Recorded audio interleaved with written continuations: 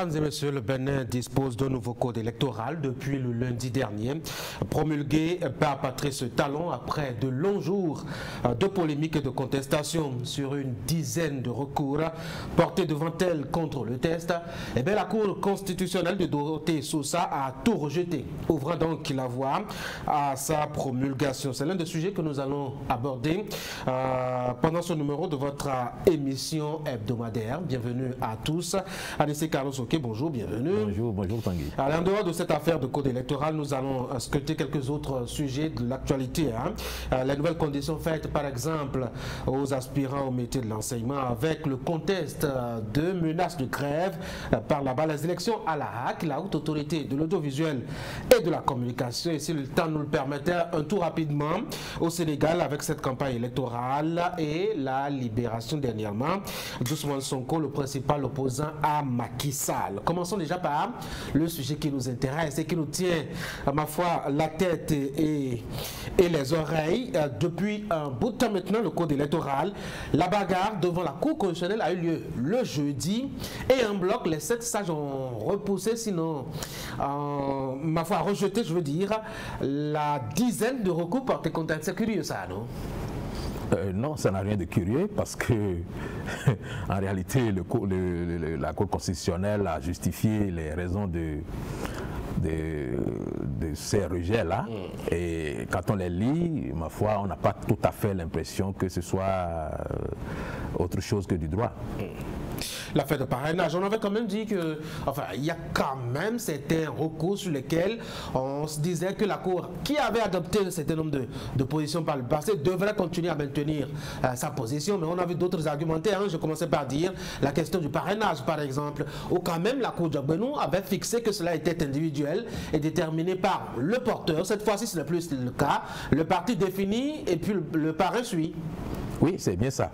Et je pense que la Cour constitutionnelle a voulu prendre une décision qui, quelque part, est fondée sur les motifs de la relecture de ce code.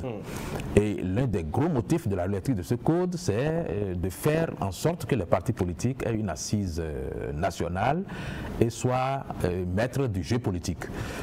C'est dans cette optique qu'il faut voir que la Cour constitutionnelle a voulu faire progresser sans aucun doute le droit dans ce sens-là, même si, quelque part, il contredit un tout petit peu les décisions qui avaient été prises par le passé, mais ce n'est pas la première fois que ça arrive, on a déjà vu ça en d'autres circonstances, et la Cour constitutionnelle nous contraint, quand c'est nécessaire, à avancer dans une direction précise pour donner une meilleure qualité à notre démocratie. Et je pense que de ce point de vue-là, de vouloir faire en sorte que 3 ou 4 grands partis politiques soient maîtres du jeu politique n'est pas une si mauvaise chose. Oui, c'est vrai, la Cour a peut-être donné par le passé d'autres occasions de faire observer qu'elle peut varier ou faire varier sa position sur des sujets donnés, mais entre 2019 et 2024, le délai est trop court pour qu'on ait deux positions différentes. Non? Le délai est trop court, mais le délai est suffisant parce qu'il y a eu 2 élections entre 2019 et 3 élections entre 2019 et 2023 et 2024. Oui.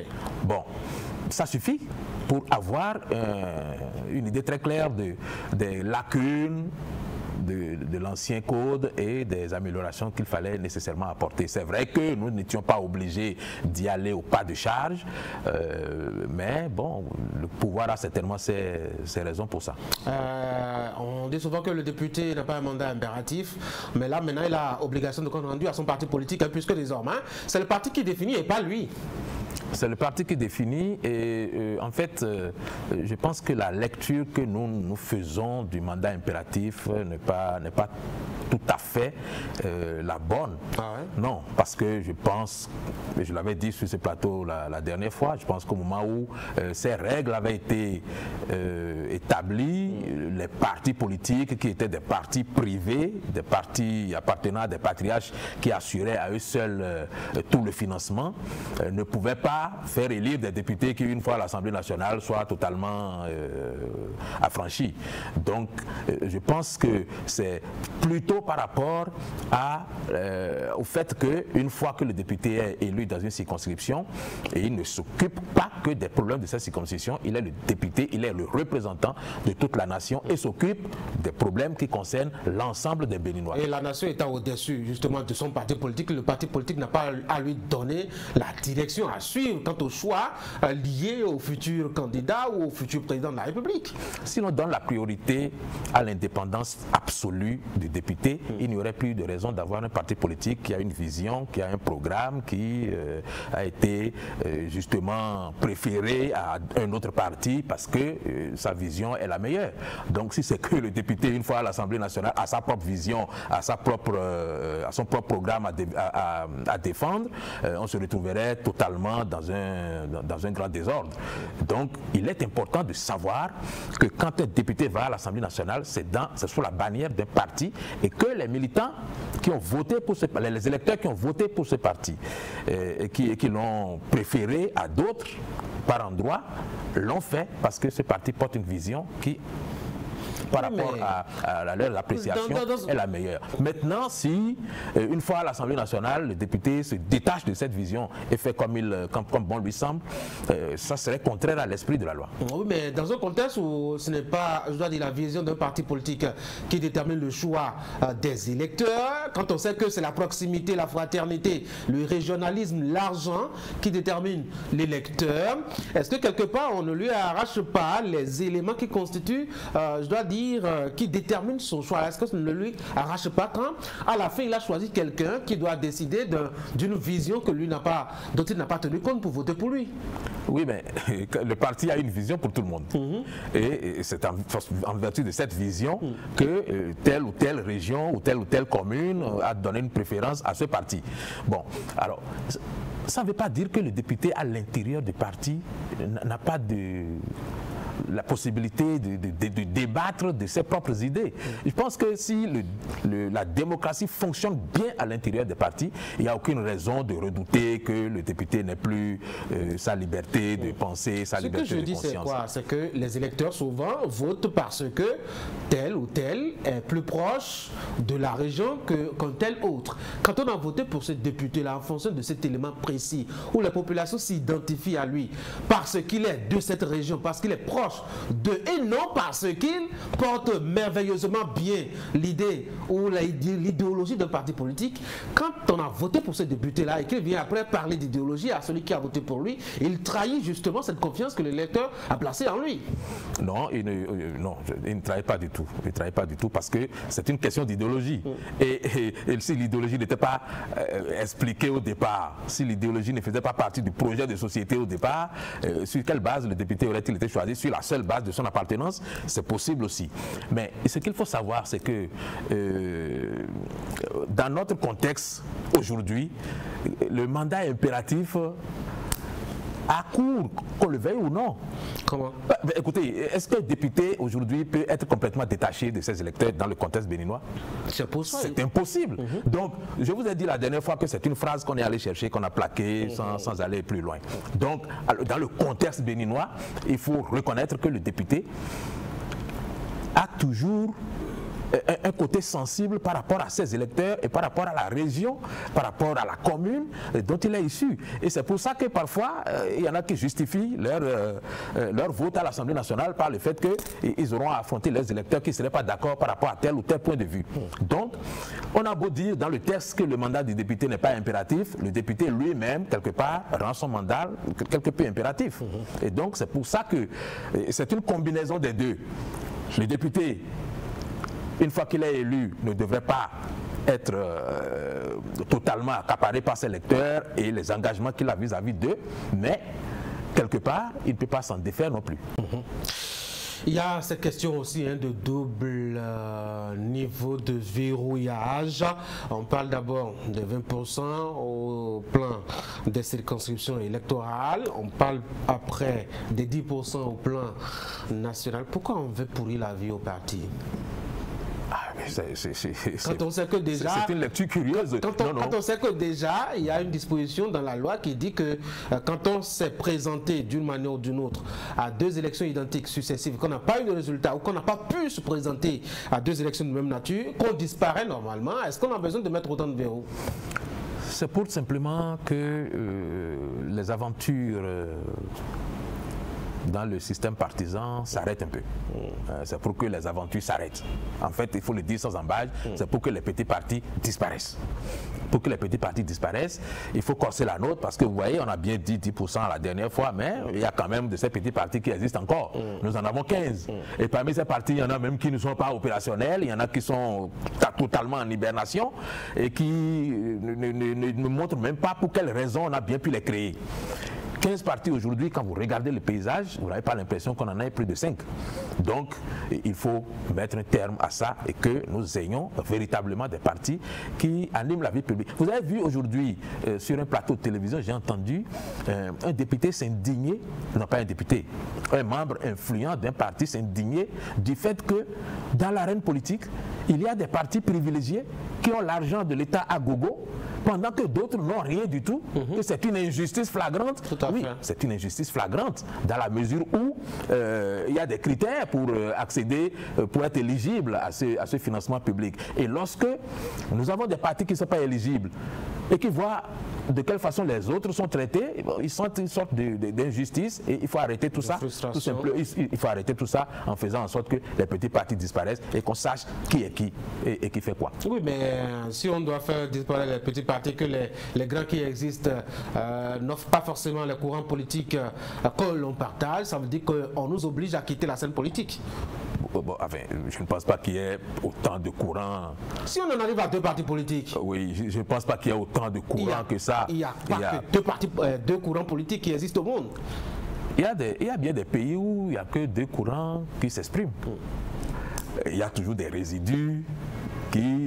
C'est ces résidus qu'on empêche de vivre justement. Ces résidus ne peuvent pas empêcher. Parce que vous savez, j'ai l'impression que tout le monde pense que quand on n'a pas créé de parti politique, il n'y a plus possibilité de créer aucun groupe de réflexion, aucun groupe de pression, aucun groupe pour porter une idéologie. Oui, mais quand on c'est pas forcément un parti politique qu'il faut créer. Oui, on peut créer des associations, on peut créer des mouvements. C'est pas interdit du tout. C'est parce que si vous créez un mouvement aujourd'hui, vous ne pouvez pas aller aux élections avec. Mais ça vous permet au moins d'exprimer vos idées et de les faire prévaloir au point peut-être de mériter qu'un parti politique ait envie de vous attirer pour partager. Donc je pense que ce n'est pas forcément un parti politique qu'il faut créer pour faire triompher des idées. Et je pense que ce qui frustre la plupart des gens, c'est que le parti politique jusqu'à aujourd'hui a été un créneau pour faire du marchandage, pour se positionner, pour se maintenir, et que ça disparaisse et que ça ne soit plus une possibilité, ça reste un problème que certains n'arrivent pas à surmonter parce qu'ils ne savent pas trop comment se valoriser s'ils n'ont plus de parti politique. En tout cas, la bataille a été rude, mais elle a été brève, doit-on dire, devant les 7 salles, puisqu'il leur a fallu juste une journée pour évacuer tout cela et assez rapidement. Mais quelques couacs ont été notés, en tout cas de la part, selon les partis de l'opposition. Par exemple, que le texte qu'on a déposé devant les 7 sages n'était pas celui qui est sorti de l'Assemblée nationale, en tout cas qui a été validé lors de la plénière. C'est vrai, c'est ce qui a été dit, et c'est vrai que si c'était le cas, ça serait d'une gravité extrême. Sauf que, bon, les démocrates n'ont pas pu étayer leur argumentaire de preuves en nous disant, bon, voilà l'ancien texte, voilà le nouveau. Et ils se sont plaints de ce que, bon, ils n'avaient aucun texte venant de l'Assemblée nationale, et il semblerait que même c'est là, à la Cour constitutionnelle, que certains ont découvert la copie de la loi qu'ils ont votée. On a donné quelques minutes pour aller s'acclimater ou s'accommoder. Bon, alors ça pose effectivement un problème si au niveau de l'Assemblée nationale, un député vote une loi dont il ne peut pas avoir copie, et si les députés n'ont pas non plus la possibilité d'étayer ce qu'ils disent, ce serait difficile de prendre ça comme parole d'évangile. Les députés, les démocrates ont menacé de porter l'affaire devant la justice. C'est tant mieux. Ça nous permettra à tous de savoir s'il y a du vrai, parce que, comme je vous l'ai dit, si c'était avéré, ça serait d'une extrême gravité. Est-ce que ce n'est pas du jusqu'au boutisme, ça? De la part des démocrates? Oui, absolument. À quoi est-ce que ça servirait d'aller... Ils ont envie de prouver juste que, bon, il y a un certain pourrissement du système qui fait que on peut aller jusqu'à subtiliser un test voté au niveau de la Cour constitutionnelle, et que ça, si c'était avéré, ça serait la preuve que il y a des moyens déloyaux dont on use pour éliminer des adversaires politiques. En tout cas, on va observer, voir ce que ça va donner. Vous avez compris quelque chose à cette rapidité de la promulgation de la loi? Mais pourquoi voulez-vous qu'elle ne soit pas rapidement promulguée? Puisqu'il y a la société civile qui demandait une deuxième lecture. Il y a aussi les confessions religieuses aussi qui ont attiré l'attention sur le fait qu'il faut continuer à discuter avant de passer à l'acte. J'ai l'impression que Patrice Talon a été sourd à ça, à tout cela. Il n'a pas été sourd à ça, mais j'ai le sentiment, et je l'avais dit la dernière fois sur ce plateau, que Patrice Talon pilote lui-même les réformes. Et il est pilote en sachant exactement où il va, parce que c'est sa promesse de campagne. Il ne faut pas oublier que c'est sa promesse de campagne. Mais pourquoi il ne fait pas ça à visage découvert? Et donc, il le fait à visage découvert. Non, mais le projet pas les députés qui ont voté. Oui, mais le test est venu d'un parti politique. On a l'impression qu'il est caché derrière et qu'il tire les ficelles. S'il veut engager des réformes, ce n'est pas une impression qu'il faut avoir. Patrice Talon est celui qui porte les réformes et qui les suit. Donc, ce n'est pas une impression, c'est une certitude que c'est Patrice Talon qui porte les réformes. Et il doit les porter parce que, comme je vous l'ai dit, c'est sa promesse de campagne. Et donc, lui, il sait exactement où il va avec les réformes, comme il a fait en 2019, et qu'il y a eu un certain nombre de déviances et d'insuffisances. Ben, il a fallu réajuster parce que l'objectif de départ était connu. C'est faire en sorte que dans le paysage politique, il n'y ait que quelques grands partis politiques qui portent désormais les aspirations des Béninois et qui fassent élire à la tête de notre pays un président qui vient avec un groupe parfaitement organisé, parfaitement homogène, qui a un projet de société décliné en programme de gouvernement et qui vient au pouvoir en sachant exactement ce qu'il vient faire. Donc, quand c'est comme ça, on ne laisse pas trop de place à la distraction ou à la digression. Il ne suffit pas qu'une société civile dise nous voulons que... La société civile aurait été plus avisée, me semble-t-il, d'envoyer sa proposition à l'Assemblée nationale au moment où la loi était... Elle a demandé à être écoutée, elle n'a pas été entendue. Elle n'a pas besoin d'être écoutée, il suffit pour envoyer une proposition, elle n'a pas besoin d'être écoutée. Parce que lorsqu'une loi va à l'Assemblée nationale, c'est annoncé et tout le monde le sait. Et quand vous avez une contribution à faire, vous envoyez votre contribution. Vous écrivez, vous envoyez. Ça n'empêche pas que vous pourriez avoir une séance d'explication, parce que ce que vous écrivez, c'est pas toujours intelligible. Si ce que vous écrivez nécessite qu'on ait des appréciations, qu'on ait des éclaircissements, à ce moment-là, on vous fait appel pour que vous veniez expliquer. Mais si ce que vous écrivez est clair, on n'a pas besoin de faire appel. Vous croyez que s'il y a 10 associations qui écrivent, bon, il faut écouter chacun des 10 associations. S'il y a les associations de développement... C'est ça qu'on appelle le consensus, il me semble. Si c'est cela qui... Le fait que chacun doit venir parler... S'expliquer, proposer ses idées... Pas proposer. Proposer ses idées parce que proposer, c'est faire parvenir ses propositions. Et les expliquer. Si c'est clair, si ce que vous proposez... D'abord, la loi doit être claire, n'est-ce pas? Une loi votée doit être claire. Donc, ça veut dire que si vous faites une proposition, elle n'a pas besoin d'être expliquée, elle doit être claire. Si elle est claire, Pourquoi est-ce qu'on serait obligé d'aller vous chercher pour venir expliquer? On ne vient vous chercher pour expliquer que lorsque, par exemple, on fait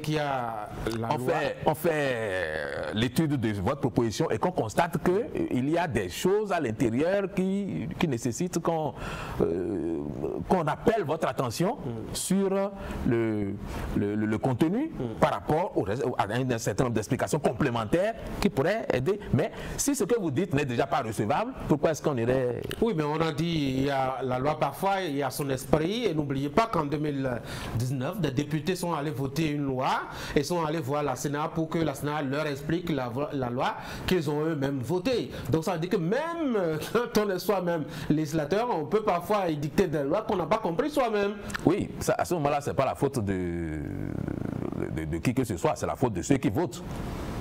C'est la faute de ceux qui votent, c'est pas la faute de celui qui a initié la loi, c'est la faute de ceux qui votent sans savoir de quoi il est question dans leur vote. Dans tous les cas, les députés individuellement sont susceptibles d'être approchés pour présenter des propositions. Ce n'est pas seulement à l'Assemblée nationale. On peut appeler n'importe quel député, parce que le député est supposé avoir un bureau, un cabinet, où, bon, de toute façon, il peut vous recevoir, vous écouter et porter vos propositions si vous les lui transmettez. C'est comme ça que ça fonctionne. Mais dans le contexte, et la société civile que nous avons connaît très bien ce processus. Oui, mais on avait l'impression avec cette loi que les députés de la mouvance, ils avaient leur ligne tracée. Et vous l'aviez dit tout à l'heure, hein, Patrice Talon porte ses réformes, il sait où est-ce qu'il va, il a tracé son chemin, les oreilles bouchées, il ne veut rien entendre. Et ce qui a été décliné à travers le comportement des députés qui ont semblé énervés par le rejet de la proposition de loi apportant révision de la Constitution d'ailleurs. Et donc, même si on les approchait, c'est pas évident qu'on puisse prendre en compte ce qu'on leur dirait. Ça, c'est un procès d'intention. Ben, pourquoi pas? Parce que on est dans un contexte bien précis. Je n'ai pas entendu quelqu'un dire qu'il a approché un député qui a refusé de prendre en compte ses propositions. Et je n'ai pas entendu non plus dire qu'on a envoyé quelque chose à l'Assemblée nationale qui ne soit pas pris en compte. Et donc, il ne faut pas faire un faux procès aux gens qui, de bonne foi, ont peut-être travaillé à faire avancer un code électoral et qui, aujourd'hui, sont vilipendés par des mauvais perdants. Et je les appelle comme ça parce que je considère que quand on regarde tous les points qui ont été changés dans le nouveau code, il n'y a véritablement pas matière à considérer que nous avons dégringolé et que les partis... il parle d'exclusion, par exemple, que les petits partis ne pourront pas avoir les reins pour compétir. C'est aussi un recul de la démocratie telle que nous l'avions définie au lendemain de 1990 où on a dit, eh ben... multipartisme intégral. Bon. Vous savez, il y a ce qu'on a dit à la conférence nationale et il y a ce que 34 ans après, nous pouvons constater. Vous pouvez constater quoi? Et donc, ce que le multipartisme intégral a eu de bon en 34 ans, nous avons bien pu le constater. Et ce que ça a eu de pervers, nous avons également pu le constater. Donc, on ne va pas rester sur ce que la conférence a dit et ne pas bouger. Donc, il est clair que, étant donné les dysfonctionnements que nous avions observés, il était évident qu'il fallait faire quelque chose. Bon, si quelque chose est fait, et que certains n'ont pas satisfaction, et que de ce fait disent qu'ils ont un code chrysogène, dangereux. Ça pose un problème. Moi, le problème que ça pose, c'est quoi? C'est que moi, quand j'ai lu, il y a beaucoup de points sur lesquels il y a eu de l'amélioration, mais beaucoup de points. L'organisation au niveau des communes, au niveau des villages. La nomination des chefs de village, là, au niveau des villages. L'amélioration. C'est un recul? Oui, mais on faisait des élections, maintenant on fait des désignations, on fait des nominations, alors que nous sommes dans un système démocratique. C'est un gros recul, ça. Ah oui, vous avez la certitude que c'est un recul? Parce que même les partis d'opposition, je ne les entends pas dire ça. Hein.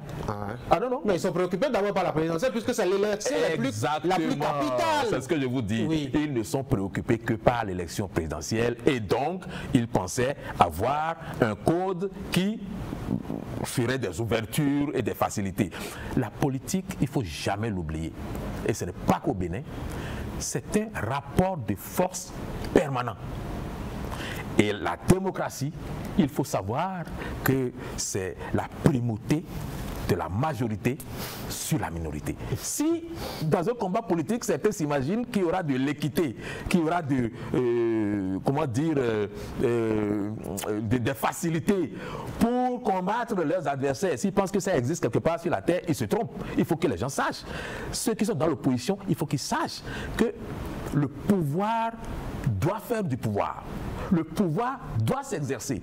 C'est l'essence du pouvoir que de confisquer les libertés. Moi, je l'ai toujours dit, il ne faut pas penser que le pouvoir va faire des facilités à un adversaire pour venir le combattre. Ce qui fait la beauté d'une démocratie, ce n'est pas que le pouvoir soit dans ses prérogatives. Non, c'est que l'opposition soit intelligente. C'est que l'opposition soit novatrice, que l'opposition soit créatrice. Même face à un pouvoir violent qui réprime, qui frappe, qui condamne à 20 ans, qui exclut, qui fait ceci, quelle est l'intelligence de cette opposition qui pourrait réussir? Mais vous pensez quoi? Que c'est en faisant rapport de force que l'opposition va, en faisant rapport de force physique, que l'opposition pourra faire tomber un pouvoir qui est accusé de faire de la violence? Non, d'après vous, c'est en ayant des chocs frontaux que les opposants pensent pouvoir faire chanceler un pouvoir qu'ils accusent d'être dans la dictature, dans le totalitarisme. Mais non, il faut faire preuve d'intelligence. Il faut avoir des stratégies innovatives. Il faut réfléchir. Vous voyez le problème, je vais vous l'expliquer. Le problème qu'il y a au Bénin là, je vais vous l'expliquer. C'est parce que par le passé, nous avions ce que tout le monde appelait les télécommandes. Sous le régime de Boni Yayi, on a vécu ce que c'est que les télécommandes. Et il n'y en avait pas beaucoup, il y en avait une seule. Bon. Qui était à Paris, pareil. Très bien. Alors, la télécommande, tout le monde pense que c'est la distribution d'argent. Et à partir du moment où l'argent est distribué, on est assis et on a les résultats. Mais non. La télécommande, je vais vous dire, c'est le cerveau qui est au-dessus de la moyenne, qui pendant que tous les autres dorment, ne dort pas. C'est ça la télécommande. Parce que cette télécommande conçoit des plans, imagine des stratégies, identifie les acteurs qui peuvent porter ces stratégies et obtenir des résultats, et organise tout cela de manière à ce que le but qui est fixé soit atteint. Ça veut dire quoi?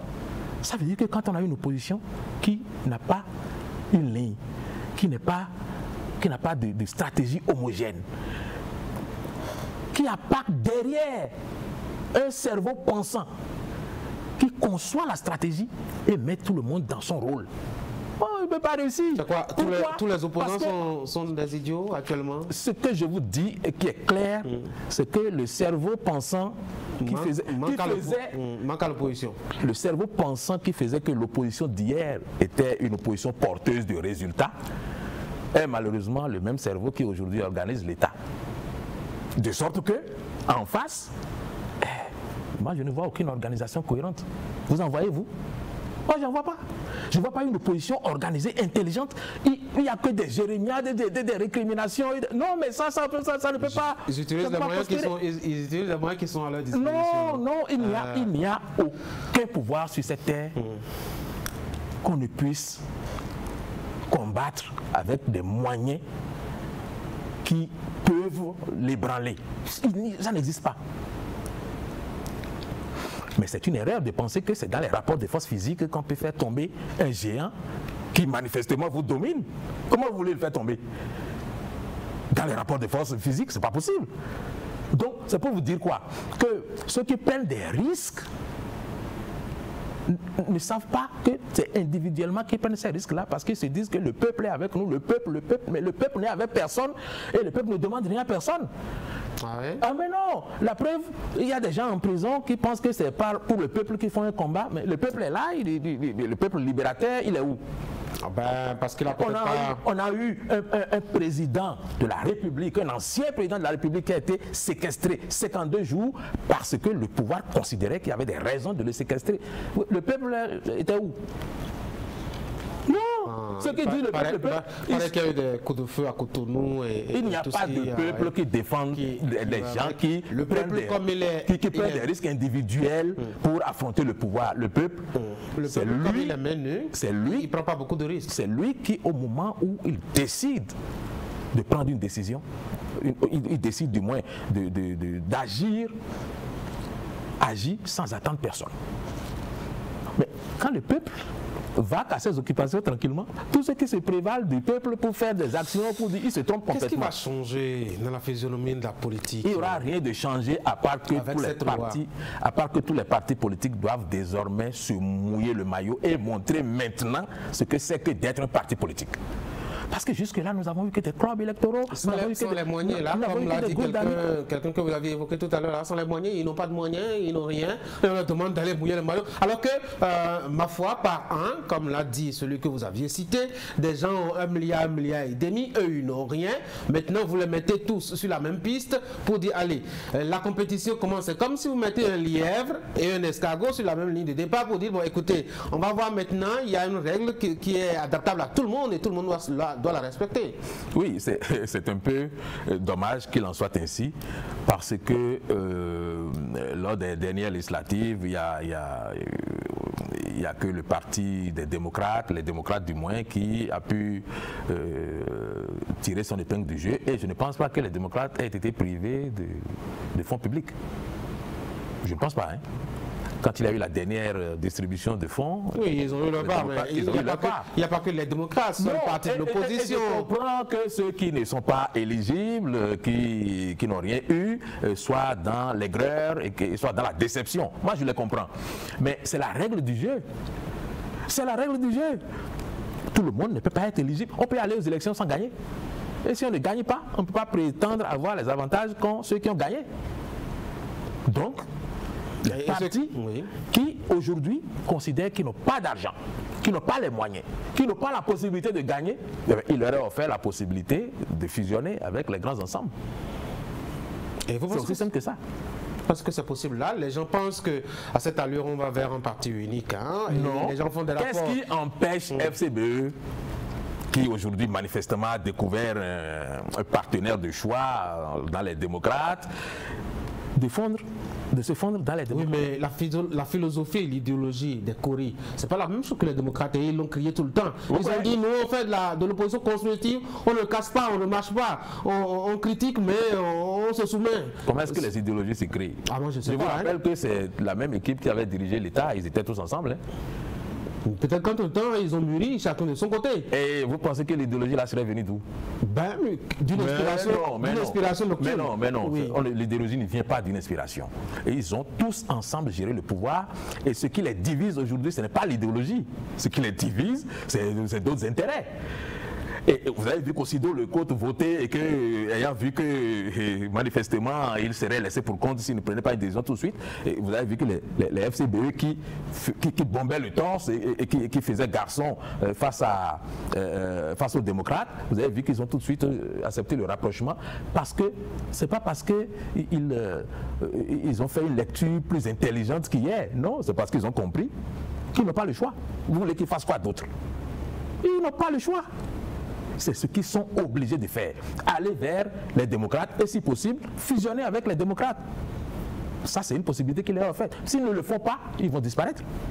On aura donc 2 partis politiques, visiblement, pour les prochaines présidentielles. Moi, je ne sais pas combien de partis. Oui, mais si vous suggérez je ne sais pas combien de partis politiques on aura, mais et même si on a 2 partis politiques, c'est suffisant, c'est bien assez pour un pays comme le nôtre, en dehors des petits mouvements qui peuvent se créer, en dehors de toutes les associations qui peuvent se créer pour porter des idées. Moi, je pense que c'est largement suffisant. Pourquoi voulez-vous que nous ayons 30, 40, 50 partis? Pourquoi? Ça n'a aucun intérêt. On a essayé, tous vous avez vu qu'on a essayé. Et chaque chef de parti faisait son petit chantage avec son parti politique. Parce qu'il était de telle commune, parce qu'il était de telle région. Donc, il fallait, le chef d'État l'a dit quand il est venu au pouvoir. Il fallait concéder des sociétés à des gens, il fallait concéder des ministères à d'autres. Donc, c'était un gâteau national qu'on se partageait parce qu'on avait réussi à se faire élire député tout seul et en étant membre d'un parti politique. Mais on ne pouvait pas continuer comme ça.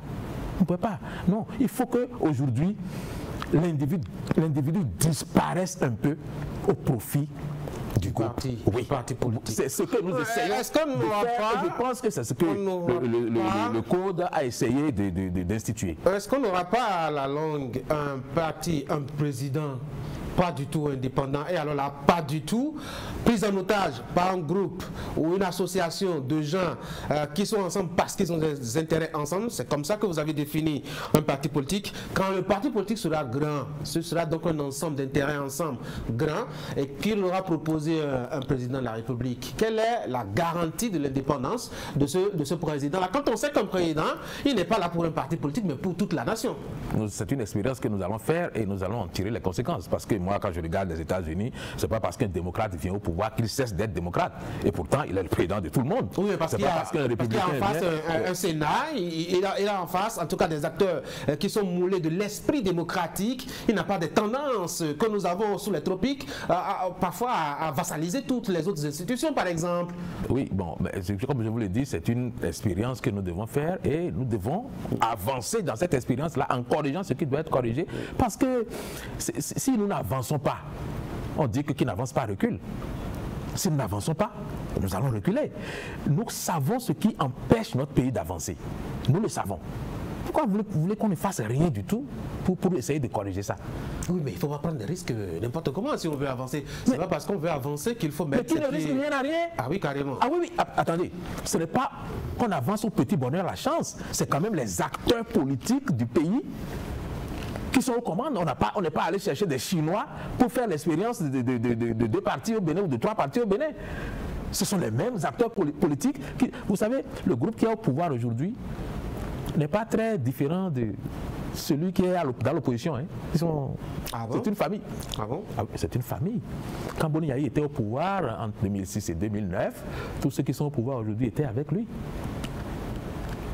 C'est après que, bon, ça a commencé à sentir le roussi entre eux et que, bon, il y a eu une scission, que certains ont suivi le président Talon qui, à l'époque, était entré en dissidence et, bon, que d'autres sont restés fidèles au président Boni Yayi. Mais je voudrais vous rappeler que quand on regarde bien ce qui s'est passé en 2016, il y a lieu de penser que quand on réfléchit à une bonne stratégie politique, on peut toujours gagner un combat politique. Vous voyez? Parce que quand Patrice Talon est arrivé, tous les grands partis politiques étaient avec le président Boni Yayi. Aucun grand parti n'a voté véritablement pour Patrice Talon. Vous les appelez les grands partis, ces partis-là qui ne pouvaient pas mobiliser des militants. Non, on sait quel est le score qu'ils ont eu. Il y avait les grands partis qui avaient scellé une alliance autour du candidat. On connaît les suffrages qu'ils avaient récoltés, chacun à son niveau et dans son fief respectif. C'est pourquoi je vous dis que c'est une question de stratégie, parce que ces partis-là étaient avec Boni Yayi, mais de l'intérieur, on les avait complètement siphonnés et il n'y avait plus grand monde à l'intérieur pour voter selon les consignes du parti. Donc ça veut dire que quelque part, on peut travailler à montrer aux Béninois quel est l'intérêt du programme qu'on apporte et du changement qu'on propose.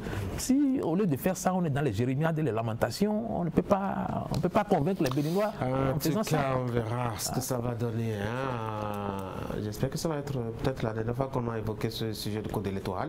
Ça fait 2 semaines qu'on y est. Oui, maintenant que c'est promulgué, maintenant, on va commencer à observer les impacts sur... Je crois qu'on n'a pas fini d'évoquer le code électoral.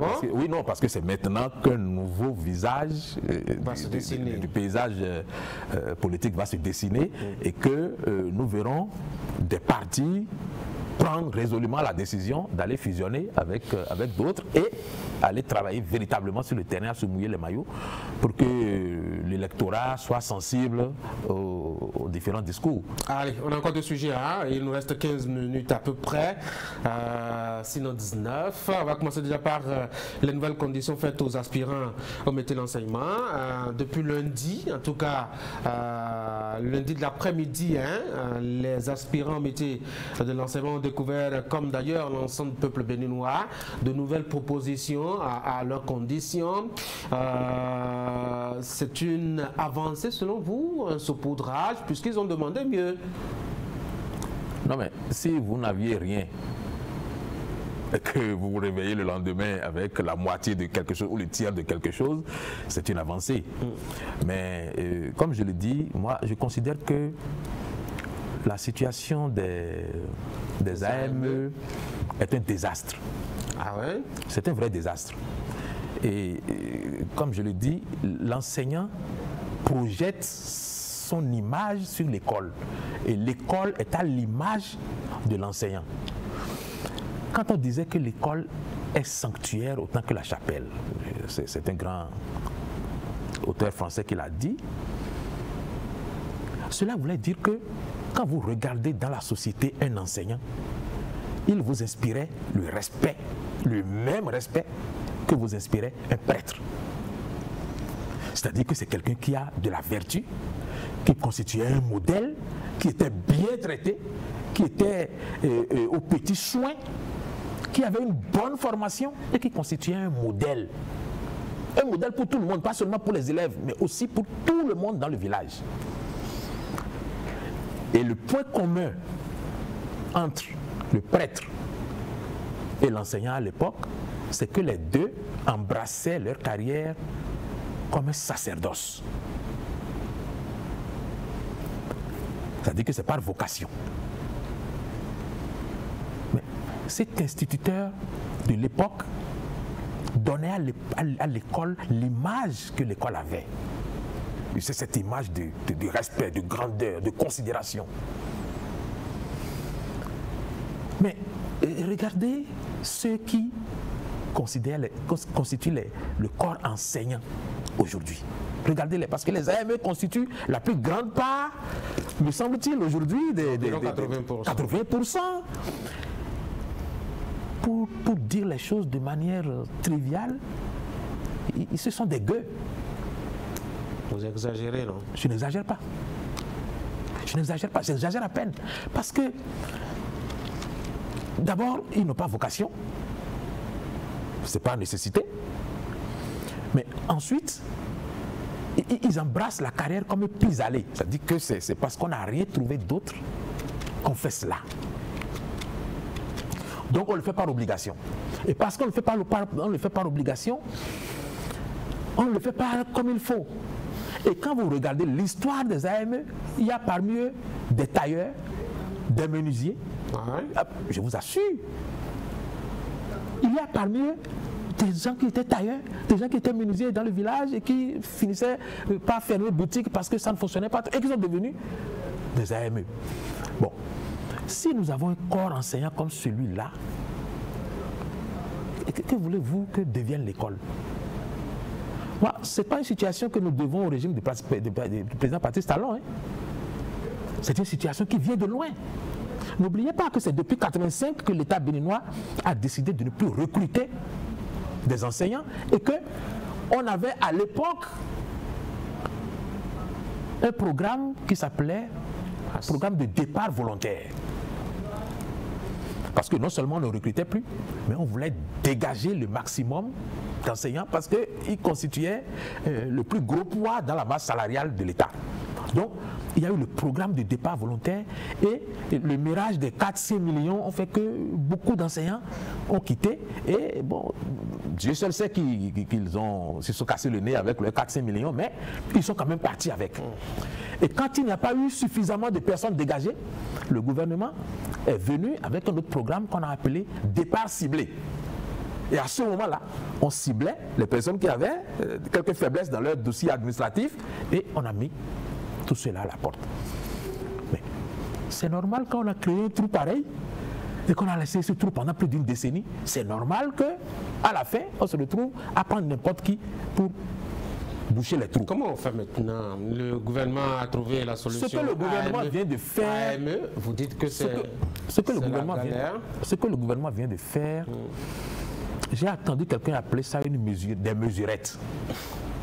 Non, pour être honnête, c'est un énorme coup d'oxygène que le gouvernement a donné aux AME parce que prévoir une prime de 20 000 par mois, prévoir d'autres prime, le congé de maternité, la gratuité des soins, de la scolarité aux enfants. Il y a 6 grandes mesures qui ont été prises, qui, ma foi, constituent une bouffée d'oxygène extrêmement importante. Et je pense que ceux qui pensent que c'est rien du tout ne sont pas à la place des AME. Oui, mais ils ont dit qu'ils veulent plutôt qu'on leur fasse une situation. C'est quelque chose qui se fera sans doute sur le long terme. Ils vont pas dire quelque chose qui se fera sans doute 20 000 par mois pendant 30 années, ils vont vieillir. C'est quelque chose qui se fera sans doute dans le temps. Parce que n'oubliez pas que c'est le président de le régime de Boni Yayi qui les a mis les a reversés massivement vers la fin.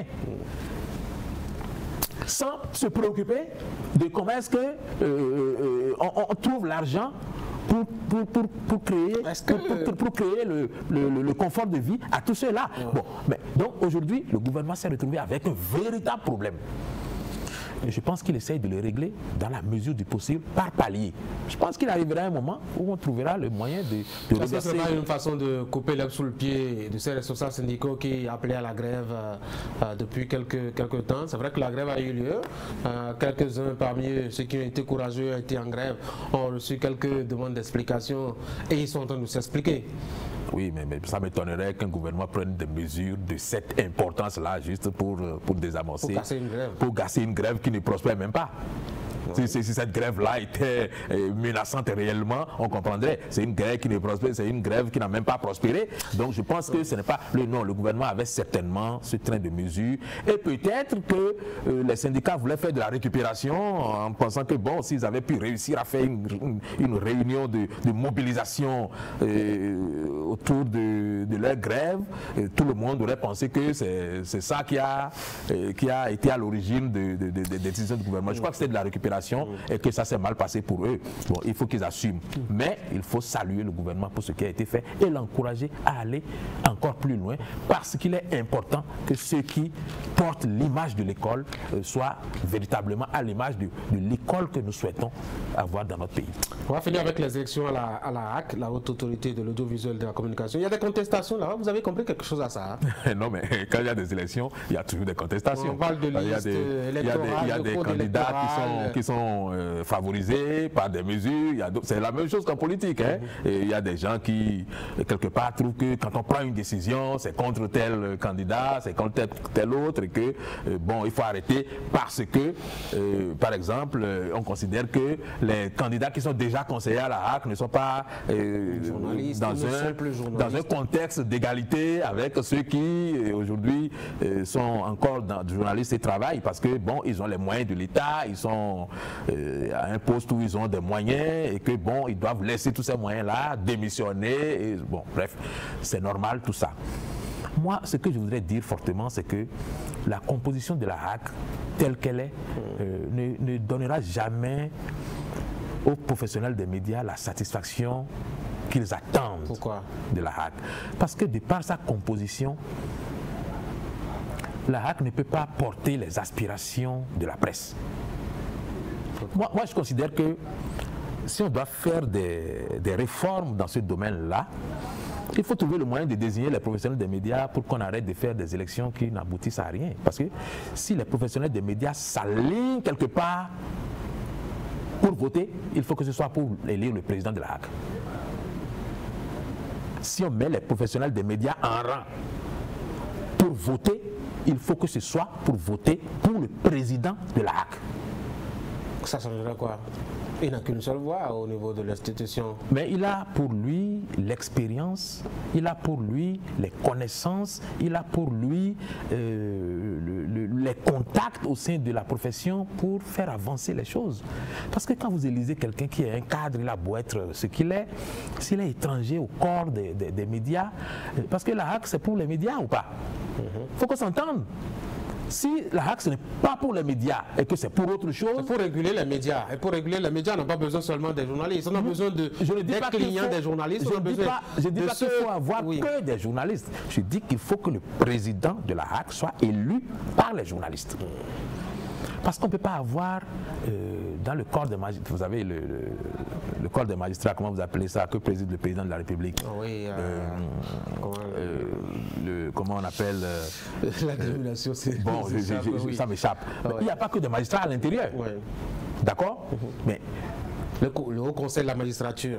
Le Conseil de la magistrature, il n'y a pas que les magistrats à l'intérieur, mais il y a des magistrats positionnés de façon à ce que ce qui est décidé dans ce corps-là soit en harmonie avec l'épanouissement, avec la régularité, avec la régulation qui est nécessaire au sein de la corporation. Si vous mettez quelqu'un qui est contrôlé par les politiques et qui n'a aucun mandat avec la presse, il est venu exécuter juste un mandat politique. Vous ne pouvez pas obtenir de lui qu'il fasse le travail à la satisfaction des médias. Maintenant, comme je l'ai dit, on peut donner la priorité à la politique au détriment de la profession.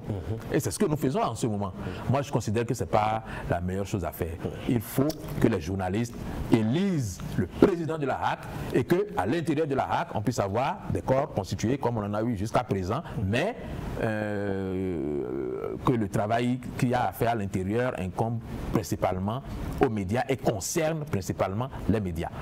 Bon, la HAC qui se contente de donner des fréquences et de punir sans rien faire d'autre, de fermer des organes sans rien faire d'autre, ça franchement... Ça relève de ses prérogatives. Franchement, et quel HAC qui depuis je ne sais pas combien de décennies est là, pendant que la corporation s'est délitée complètement, est en déconfiture, à quoi elle sert?